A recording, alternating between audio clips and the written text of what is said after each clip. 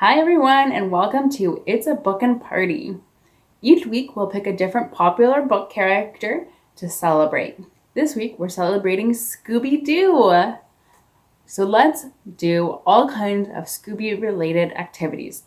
We're going to look at invisible ink and writing secret hidden messages. We're going to do a matching game, sometimes called concentration, work on our memory. We'll dust for fingerprints, pin the dog tag on Scooby, and do popsicle stick characters as well as some coloring sheets that you guys can print off and color. Let's get started.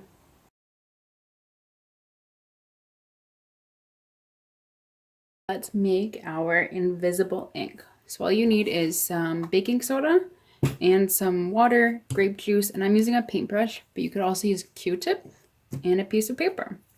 So what we're gonna do is I put a quarter of a cup of baking soda in here, and we're gonna put a quarter of a cup of water. Now it doesn't have to be exact. You can use any measurement that you want as long as they are equal. So I'm just gonna mix that up here a little bit. And this is going to be our ink, so to speak. So now that it's all nice and mixed, I am going to use this to write my message.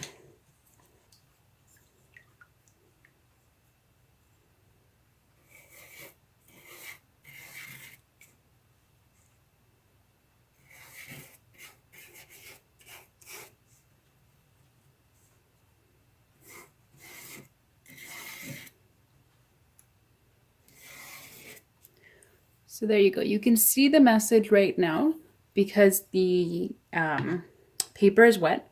So we're just gonna go ahead and let that dry. All dry now. So now we're going to reveal our hidden message. So I'm gonna use my paintbrush again, but if you're using Q-tips, just grab a new one.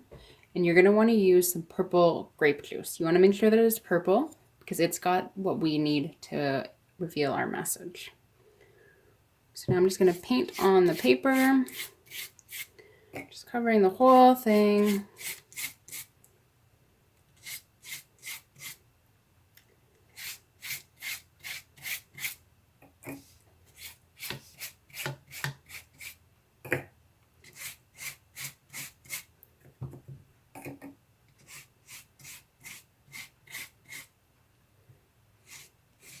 And there we go. There's our hidden message, Scooby-Doo. So the way that this works is baking soda is considered a base. So I don't know if you guys know, but there's two main things in science. One is a solid and one is a base. And baking soda is considered a base. So the juice and our base make a reaction or a change. And the chemical in the grape juice reacts with the baking soda to get darker, as you can see. And that's what allows you to read the message. Baking soda is a nice soft chemical, which is why you can use it for cooking, and it's really great for doing more experiments at home. It's not really too harmful for you. You don't have to worry about being scared of it like you might need to be with other chemicals. And this is just like a real experiment because we are trying to use two different ingredients to put them together to see how they react, what happens when they get put together. And one of the things that a lot of scientists look for is an indicator, which is something that tells you if something's an acid or a base. And that's what our grape juice is. It's an indicator because it has something in it called anthocyanin, which is what gets darker if there's a base. If we would have used something other than baking soda, something that was more acidic, like lime juice or lemon juice, vinegar, something like that, it wouldn't have reacted quite the same because it wasn't detecting a base. But this is one way to write invisible messages. There's lots of other ways. You can use lemon juice or milk, and you'd write that out on a piece of paper, again, using either a Q-tip or a paintbrush. And then once it's dry, you'd have to use a heat source of heat to get it to come back. So you'd have to use either a blow dryer, or maybe if you're very, very careful with an adult's help, you could use the element on your stove. But you want to make sure you are super careful because, of course, paper is flammable, so you don't want to get burnt. But that's it. I hope you guys have fun writing your secret messages.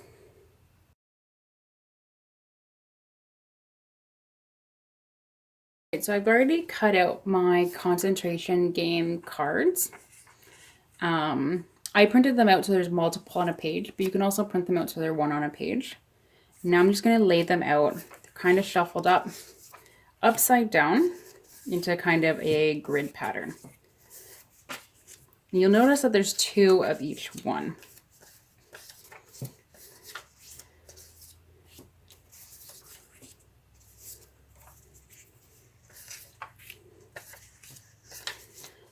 Okay, so what I'm going to do is I'm going to flip 2 at a time. So I'm going to flip this one and let's say this one. So I've got the dog Scooby-Doo and the word Scooby-Doo, but they don't match. So I'm going to flip them back over, but I'm going to try to remember where they were.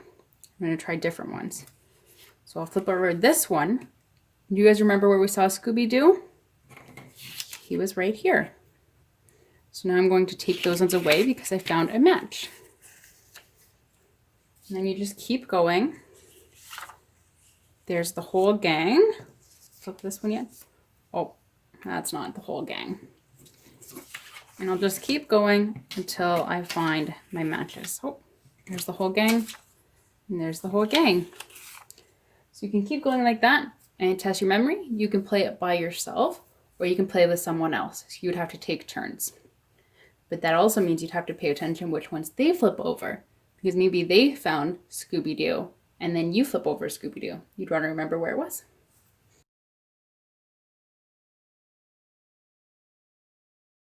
See if we can find some fingerprints. So I'm going to take something that's pretty smooth, like a book. And I'm going to use this to see if I can find my fingerprint.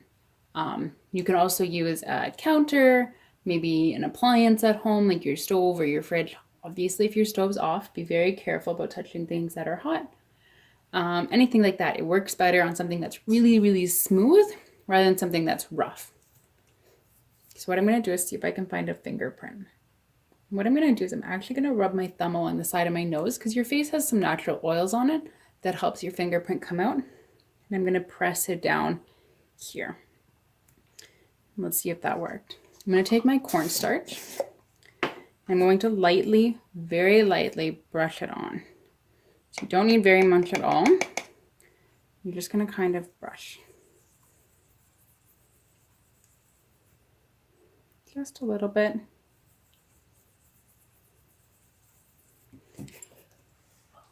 Blow off the extra. This is going to be very hard to see, but I don't know if you can see there's a little bit of a thumbprint shape there. So what I'm going to do now to preserve it is I'm going to take some tape. I'm going to press it down over the fingerprint. So it'll get all of that up. And then because it's white powder, I'm going to put on something that'll contrast against, like a piece of construction paper. But you can always try doing it with white paper as well. And there we go. I have my fingerprint. So you can use, I'm using cornstarch. You want something that's a really, really soft powder to use. You can also use a baby powder or something like that. And I used a gentle paintbrush to brush it on. And that's it. That's how we find fingerprints. Now, another cool thing to do, maybe you want to try matching fingerprints to people in your family. I'm going to grab a piece of paper. Just need a little piece and a pencil. And I'm going to draw a box on here, and I'm just going to color it in. Really, it doesn't have to be an exact box. I'm just going to color it in, make sure I'm getting completely covered with pencil. All over. Make sure it's nice and dark. No spots left. The darker the better. And then I'm going to press my thumb down.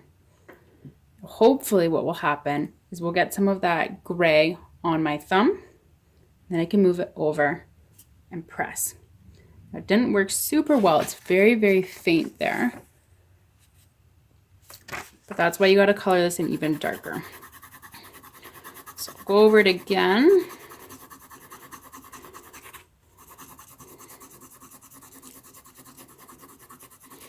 Nice and dark. Let's try my finger.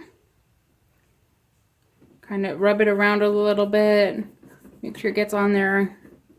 And then press. You can see it's on my finger, so maybe my pencil just isn't quite working very well. But what you should be able to see is different patterns in your fingerprint. Everybody's fingerprint is different. Nobody's fingerprint is the same, so you might see some patterns that kind of have some arches going in them. Some that have kind of swirls or something else. So they're kind of the patterns you might see. And then you can fingerprint the people in your house. You can also use a marker, like a washable marker, and color their finger, press it down on the paper. I wouldn't suggest paint just because it can be a little bit too thick that you don't get the details of a fingerprint. And then you can have everyone's fingerprints and see whose you found.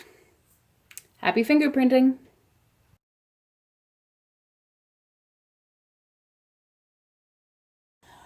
For Pin the Dog Tag on Scooby, just click the link below and you can download the images or you can draw them out yourself.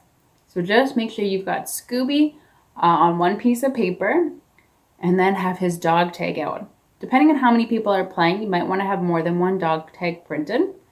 And you can cut out the dog tags and then you can work on doing Pin the Dog Tag on Scooby.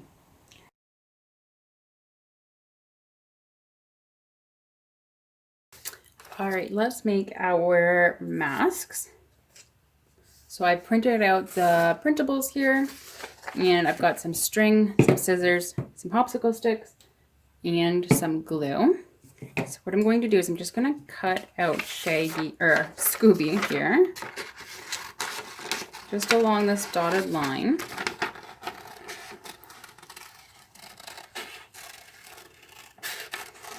Doesn't have to be too exact if you don't want it to be.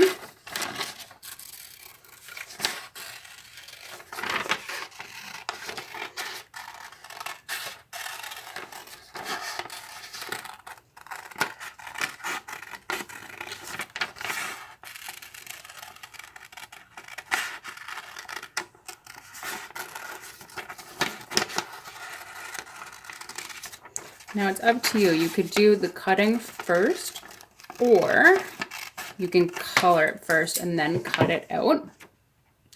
Totally depends on you and what you'd prefer. But I've cut mine out and I'm actually just gonna put the things on it first. So as you can see, there's 2 holes here. Now if you want to use string, you can, and you would just punch a hole there. You can either use a hole punch or a pencil, poke it through, or if you're very careful and maybe with a grown-up's help, you could use some scissors. Or you can take a popsicle stick and just glue it on the bottom there like that, and you've got your mask.